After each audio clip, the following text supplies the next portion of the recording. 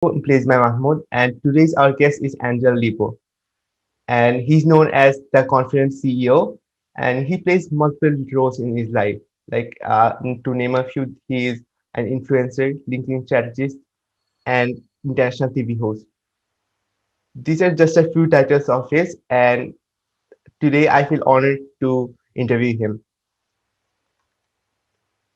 So, for our listeners who don't know you, can you tell us a bit about yourself and how the journey has shaped you today?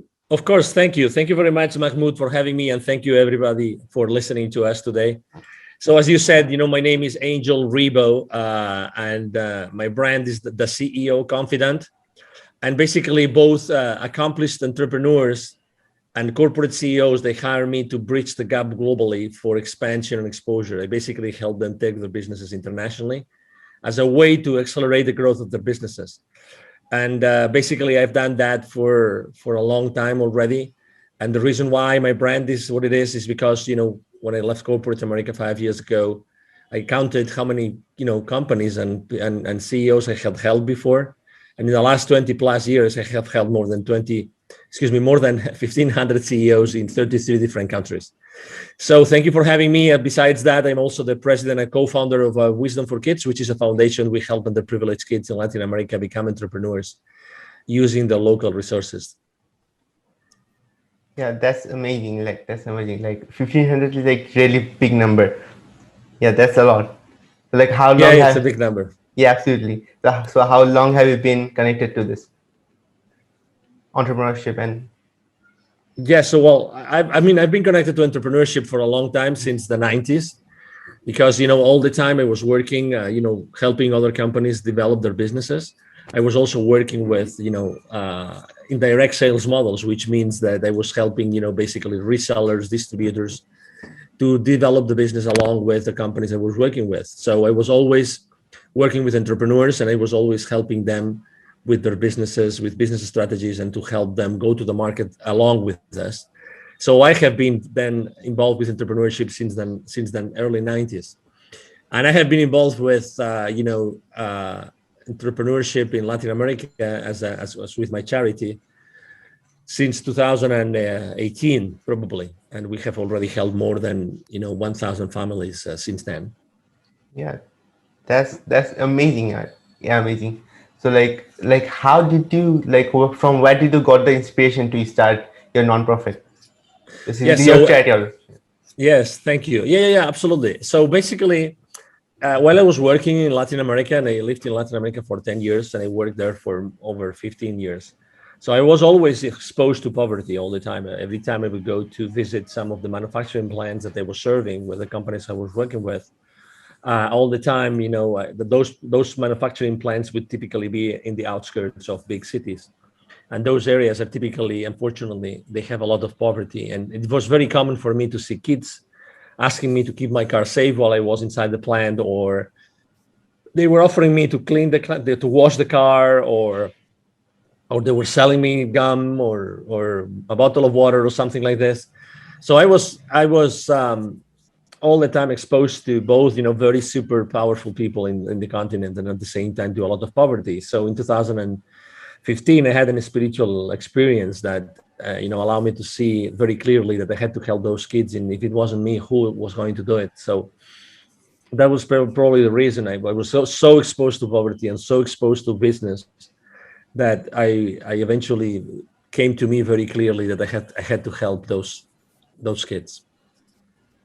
Yeah. So from as you said that they were selling you bottles, they were selling you gums. So through their act, so we can say they are already entrepreneurial from their heart.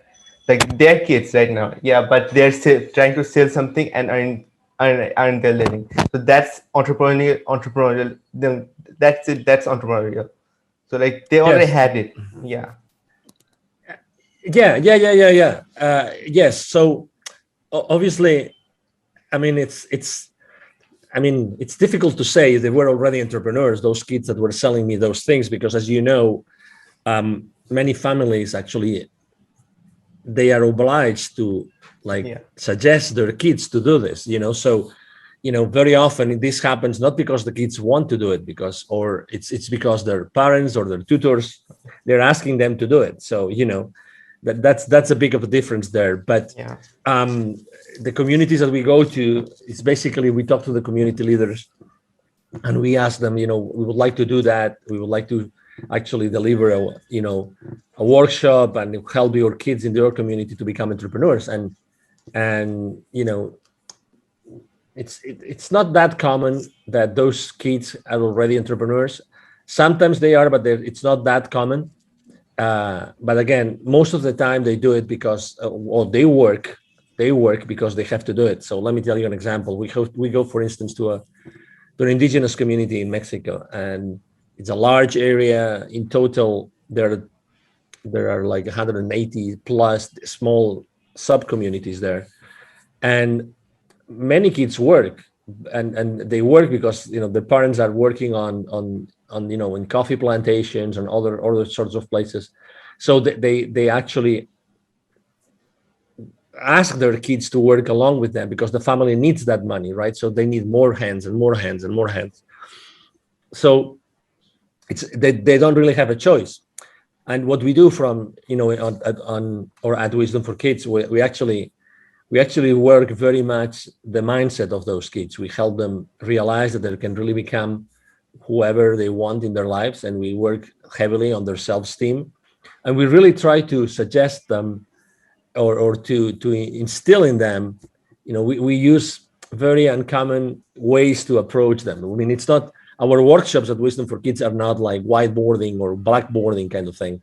It's really more like experiential. It's making sure that we connect at an energy level with them, so that from then on they really, really, really like know that they can do whatever they want, that they are unstoppable, that they are infinitely powerful.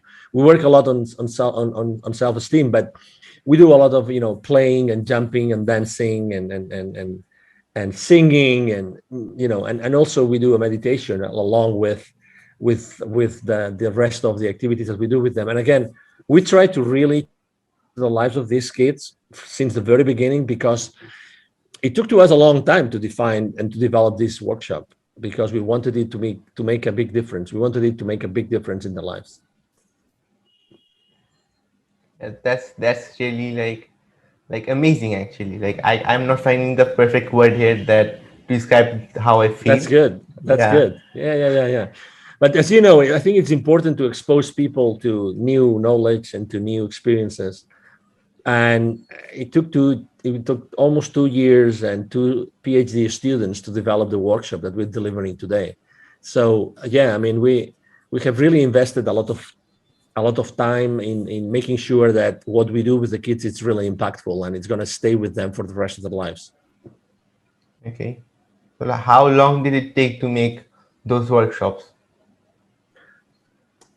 Yeah, well, I mean, it took to us 2 years to develop them, but it's basically two hours long workshops in which we pack really a lot of many different things. But it really flows very well because it's all about having the kids super excited for two hours. So it's really fun, and obviously, um, I mean, kids are magic, right? I mean, kids have this ability to really enjoy life like no one else, right? It's a blessing to be able to work with kids and to teach them things. So it's 2 hours, but it's really, when we go back to those communities, they really remember us and they really are excited about what they did, what we did with them, in when we first engaged with them.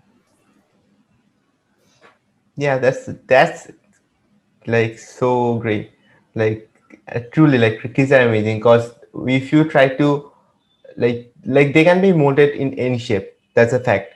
So like if you just give them proper knowledge about something and make them interested in a topic, they're gonna go that way. Like that's the truth. And that's so like building their foundations from like that early age like is what the future needs basically. So like they are the future. Yeah, That's the truth. And if the foundations is not good, like then like how what the will the future be? exactly. Exactly. Exactly. So tell us a bit more about your spiritual awakening. Like what experience did you had? Yeah. So basically, thank you for asking. So basically, it was this. It's actually the second time that I feel this like super rush of energy. It was a Saturday morning. I was in a hotel in Mexico City. It was 8:30 a.m. I just woke up. I was really remorseful. I was really sad. I was really exhausted because I had worked a lot the previous week. I missed my plane to go back home the previous day on Friday. So and as soon as I got into the shower, um, this incredible rush of energy went through me, and I started crying for no reason. And all those images of those kids I had met in Latin America started to come at me all the time. And I was for a few minutes crying under the shower, on my knees, and I really didn't know what that meant. But I'm having chills now as I'm explaining it, because it was really an intense experience, and I remember it was extremely sensitive and emotional for the rest of the day. But that meant something, right? I mean, I think that it's the second time in my life that I really listened to what the universe was telling me. Just to, I really believe that everything happens for a reason. For instance, and I want to really support you, Mahmoud, a lot, because I really admire you and I'm impressed by you, because you're a very young man, but you said I want to have my own podcast and I want to do it no matter what. And he's at the other side of the world because he's in Bangladesh and I am here in Dallas, in Texas. And the chances of Mahmoud and myself, to me, they were really remote. But he was kind enough to invite me to his podcast, and I'm really thrilled. I mean, I'm one of his first guests, and I'm really thrilled to be able to share my experience, my journey, and my knowledge. And I think that it's a great you are a great example, Mahmoud, of someone that really wanted to make a difference in the world, and you decided to actually launch your own podcast and start doing it, no matter what. So this is exactly the spirit that I'm trying to instill the kids that I'm helping in Latin America, and this is exactly, I have been allowed to teach hundreds of salespeople in my life, literally from many different countries, and I have to say that all of them remember me, right? And I very often they reach out to me and they share things and experiences with me, and that's one of the legacies, right? Is that when you are able to help people, they will always remember that. They will always be there, and they will always remember that. And life's too short to waste it with the wrong people. And let's make the most of the time that we are together, and let's make the most to help your audience, because at the end of the day, I'm sure that you, Mahmoud, you're doing this to help your audience. You want to inspire people with content, with good content, with valuable content, and with also nice stories that are going to inspire other people to do things and to take action. And I tell you, everybody who's listening to us today, it only takes your will. It only takes your will to take action. My favorite business mantra, is taking perfect action now. Anybody can take any action, and you don't know what's that's going to take it, right? And everything happens for a reason. For some reason today I had to be on this podcast in Bangladesh, and I'm so blessed to be here because I'm able to answer Mahmoud questions, and I'm able to help his audience and to skyrocket his podcast. And I'm going to support you, Mahmoud, as much as I can on my social media whenever the episode is uploaded and is published and everything. So this is what life is about, and I really want to commend you for doing what you do every single day, Mahmoud. Yeah, thanks a lot. Basically, I'm very flattered to hear that. Like, yeah, yeah, like every single word that you said was extremely like absolutely true. It actually is only will, like the first and the only thing. Not the only thing, but like the most important, like the core thing that takes is the will and the ability to take action with it. Yeah, so like that's the main thing. That's if you're not discouraged. So if uh, as everyone else, so most people are discouraged before starting anything else. But if we Mhm. have enough willing power, then we will get through it. Like that's the truth.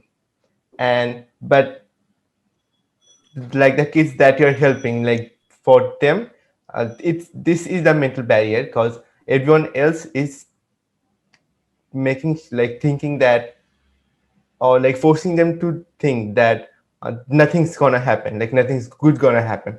Like that's one of the thing. And if we are able to like it doesn't matter who it is, but if anyone is able to help grow this willingness in a kid, then he'll do great in the world in the future, and make a difference in others life.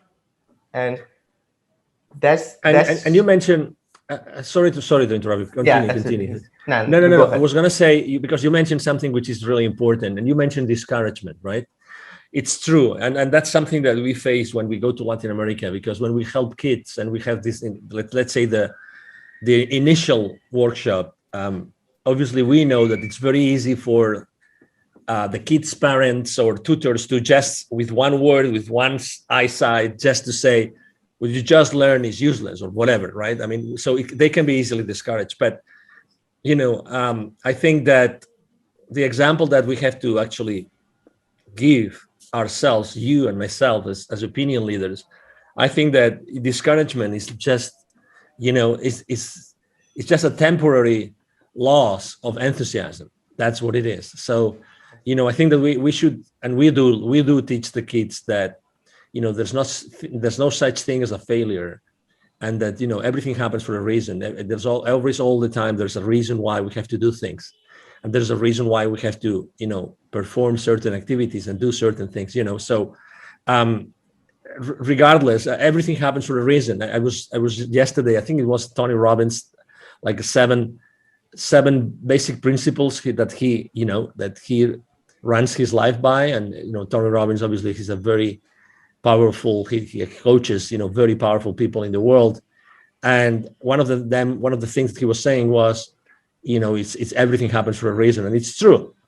You never know where something is going to take you. You never know. So just take the failures as a lesson, and no matter what, and no matter who discourages you, keep in mind that life is long, and you will have time to learn and to apply those lessons, and keep going, keep going, keep going. You are infinitely powerful no matter what. Yeah, absolutely true. Like you just reminded me of one quote. Like this quote was like is from Elon Musk, and like I heard it from like I guess I'm not sure. Like maybe it was a show on Mind Valley by her like, by his mother, Elon Musk's mother, or maybe a webinar. So she said that when the first rocket failed, like like up before launch, Elon Musk didn't said that we failed, or he was not sad. He was excited because now we know these are the issues. Now we know more about this problem. Now we can try to find out solutions of it. So I think, and everyone should think in this way, that any failure that occurs, we know that now we know which problems we have to solve, and now we know which actions we have to take to get better at it, to take a better approach, and to take another way or build a new way to go where we want to go, or maybe we can go further than we how we planned. And I that's, agree. yeah, absolutely.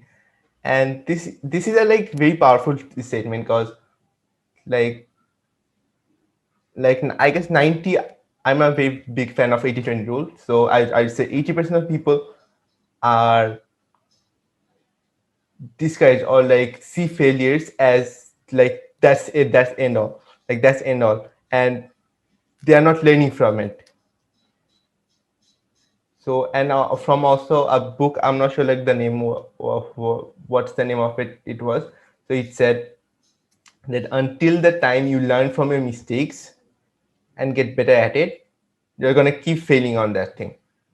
Yeah. So, so you have to see every failure as a way to learn new things and grow our skills, so that we can like just crush that thing.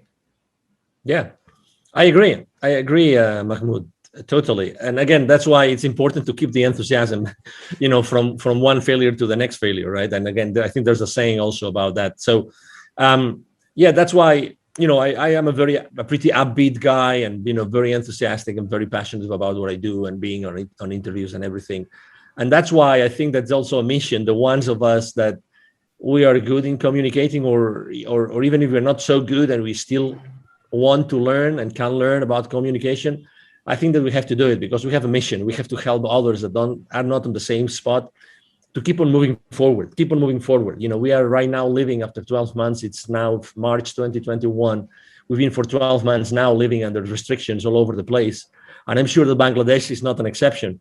So we have learned that it's possible in only a few days for something to be really literally be running all over the world, right? So, and restrictions all over the world. So I think that we have to help each other, and we have to make sure that we use everybody's energy for the good of everybody. Really, I really believe so. Yeah, absolutely, absolutely. I completely agree with that. So I actually missed a word that you said, or like I cast a word. Um. Oh, sorry. Um. Yeah. So the question that I got in mind when you were saying that, so like, what was the biggest struggle that you face, like communication struggle that you faced during the quarantine? Like this question just came into my mind when you were talking. Yeah. Well, first, here in Texas, I think we only had 1 or 2 weeks of lockdown. So, I mean, we really were not quarantined, and people were going out on the streets still. So we've had a very, let's say, as many other countries in the world. I mean, I can talk about Sweden, about Finland, about Norway, about Serbia, Montenegro, Albania, Tanzania. I can literally talk about countries all over the world that have had a different approach, as opposed to being extremely restrictive. They have actually kept, the, let's say, the freedom intact, so that the human body would actually adapt and everything. I mean, if you see every country has led, and every state here in the US has led, let's say, the situation in a different way. And so I wouldn't say I had communication problems. I would say, obviously, that I'm used to have face-to-face meetings, so I had to stop having face-to-face meetings for a while, but I resumed them. And again, I like last year, I met personally face-to-face tens of executives of companies here in Dallas. So, you know, again, I think that being respectful with everybody, you can still keep on, communicating with them, and just be cautious and aware of maybe some restrictions that had to be in place. That's it. But yeah, it's a good question. I think that maybe communication wasn't the problem. Maybe connecting, right? I think that it's strange to see now someone that did not disconnect with someone. I like to say that I'm really, one of my missions in life is to connect the unconnected. And so I think that last year a lot of people got unconnected or disconnected. There were a lot of bridges between people that were burned. And again, I consider myself also as a public figure being in that spot in which I have to really diligently work to bridge that gap between the people that were, polarized or disconnected, or, fell into different sides and they could not, reconcile. I think that it's important for us to be building those bridges, because, we've always lived in peace and loving and liking, so why allowing those, probably one of the most difficult months in our lives, why allowing them to be, forever, permanently, like, wiping out our connections. And so that's why I think that connection is something that really was damaged last year, and not necessarily with me, again, because I know that I have to be extremely compassionate about everybody, and thoughtful and aware. But I know that there's a lot of people that have, lost friends and relatives, like, like friendships, I mean relationships that were broken, and I think that rebuilding those bridges, it will eventually happen again. It will take some time, but I think that uh, we are here to do that, and you do that with your podcast every single day, Mahmoud.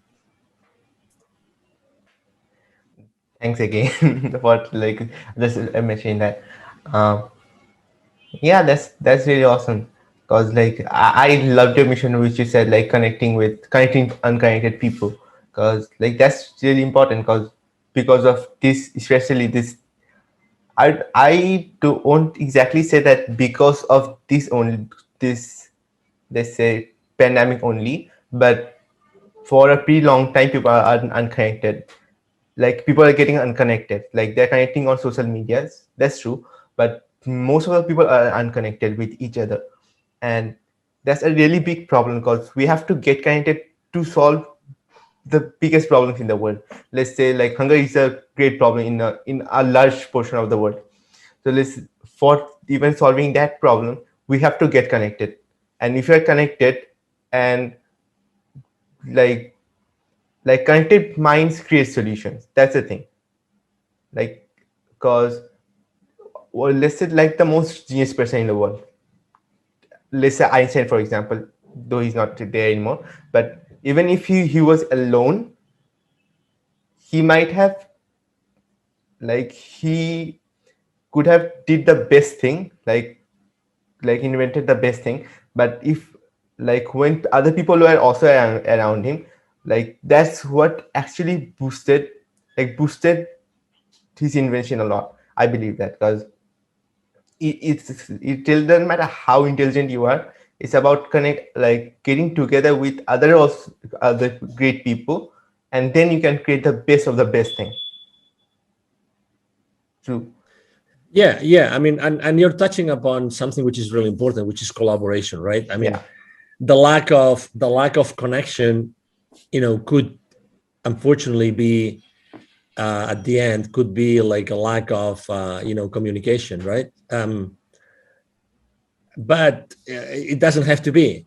I think that reconnecting means that collaborating as well, and I think that the future of the world is collaboration.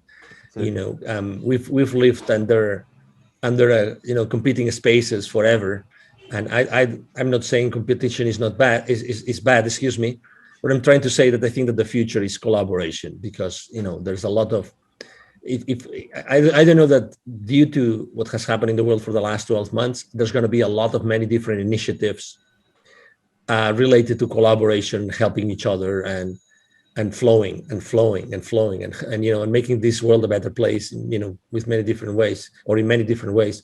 And yes, and being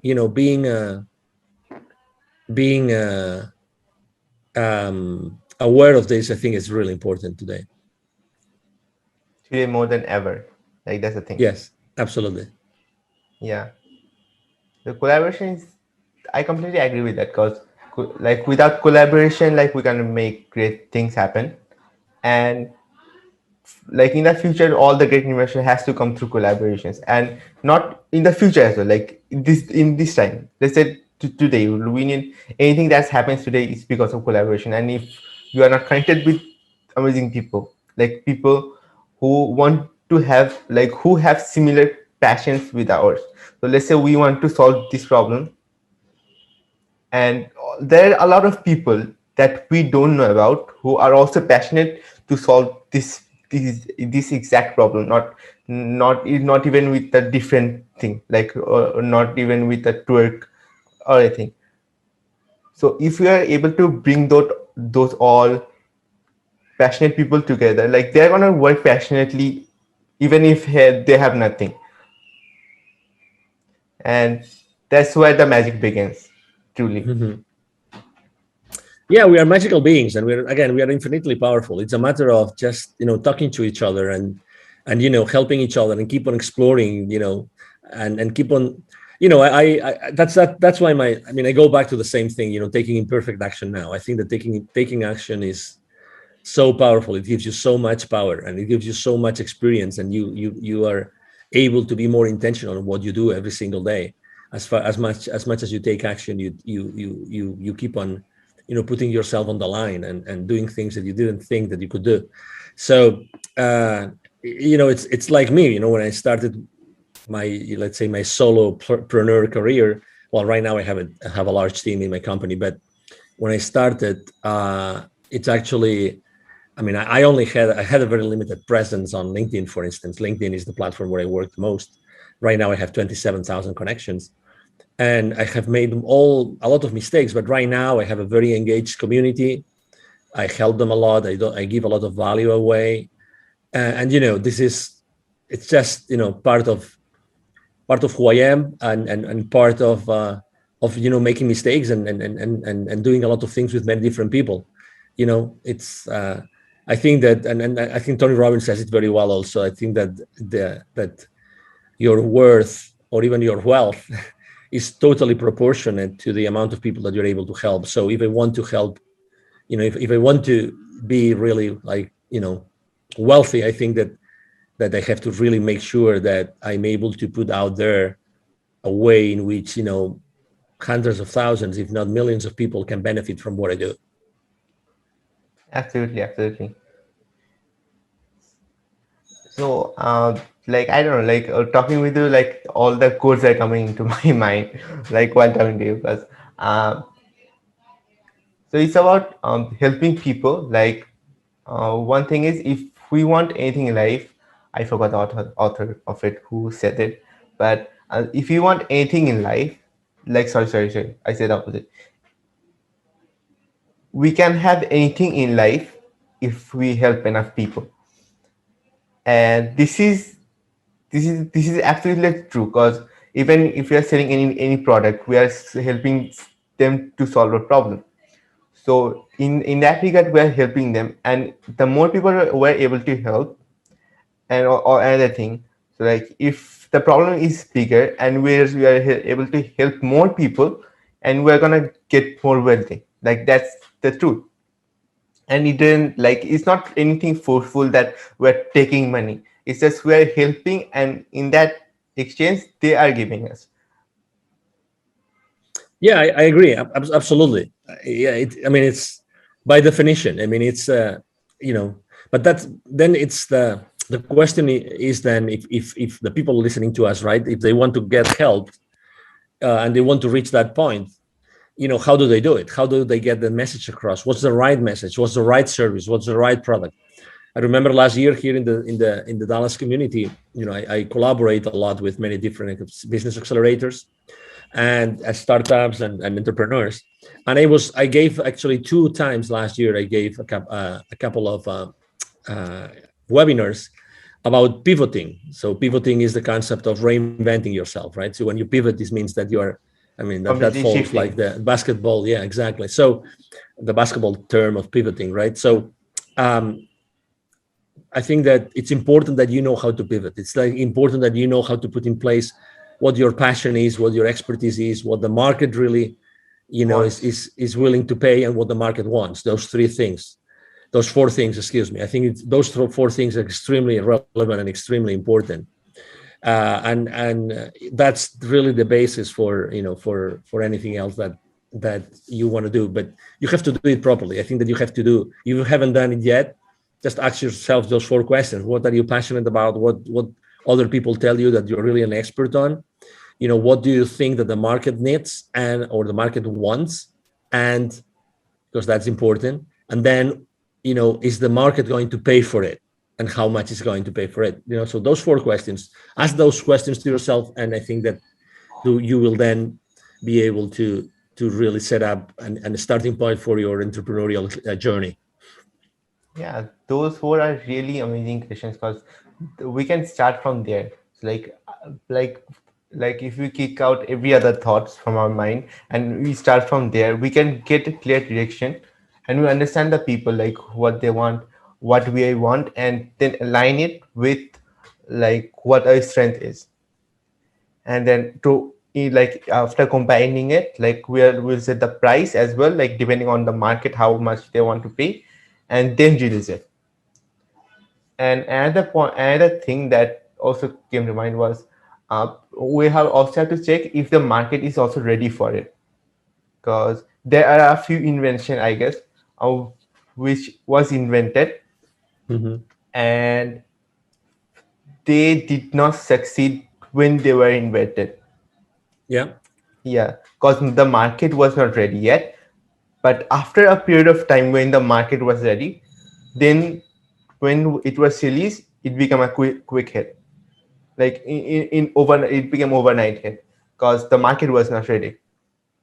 Yeah, yeah, I agree. But still, I always like to ask the question of not whether a product or service is going to succeed, but how do we make it successful? I think it's a different, I think it's the right question to ask yourself is to ask, what do you have to do or how do you have to make it successful? I think that we should ask ourselves a different question. And that's why it's so important also what we do in the schools with the kids, underprivileged kids. It gives us, you know, again, being in touch with kids all the time, and so being able to bridge that gap between the super powerful, connect the super powerful, connect them with the super underprivileged. It's such a great experience because, again, it's bringing the authenticity of the kids and also the power of the ones that have achieved almost anything in their lives. Absolutely. Like, yeah, absolutely. Those are like, these are very powerful words, you can say. Like, these are like the definition of growth, you can say, I for me.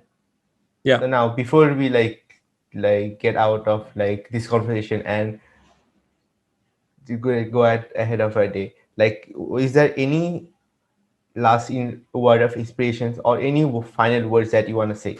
Yes, Anyone? definitely. So, yeah, the first thing obviously is thank you again, Mahmoud, for having me. Thank you to the audience who's listening to us today.